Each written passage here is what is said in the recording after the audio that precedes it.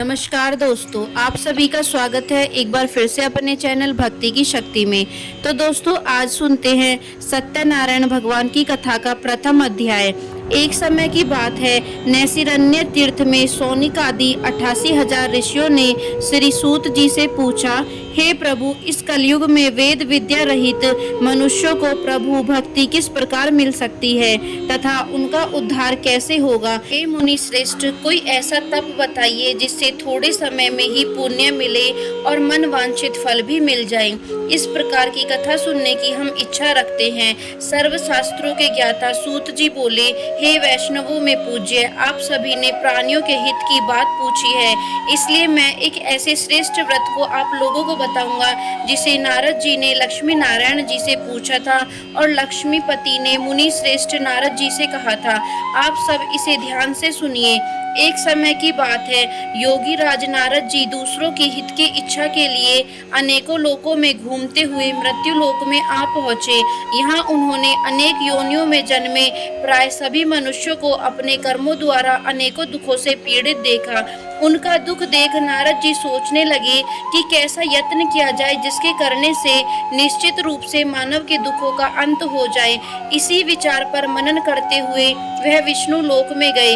वहां वह देवों के ईश भगवान नारायण की स्तुति करने लगे, जिनके हाथों में शंख चक्र गदा और पद्म थे, गले में वरमाला पहने हुए थे।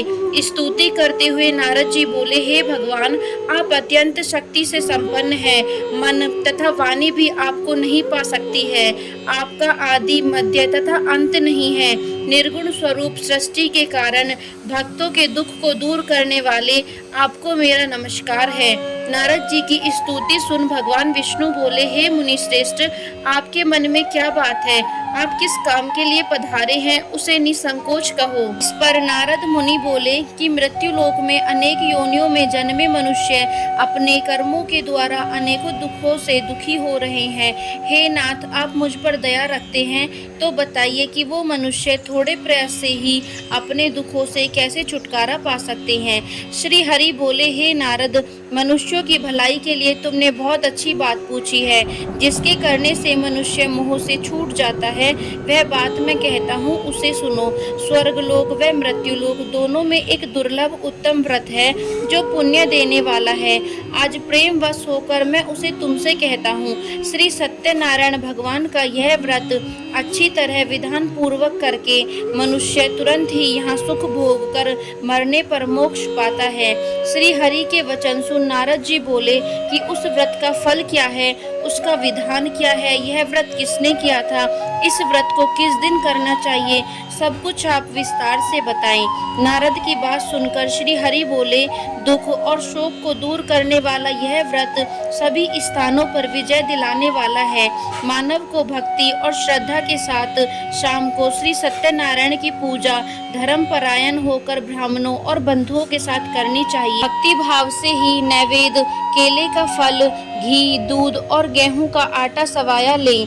गेहूं के स्थान पर साठी का आटा, शक्कर तथा गुड़ लेकर वे सभी भक्षण योग्य पदार्थों को मिलाकर भगवान का भोग लगाएं।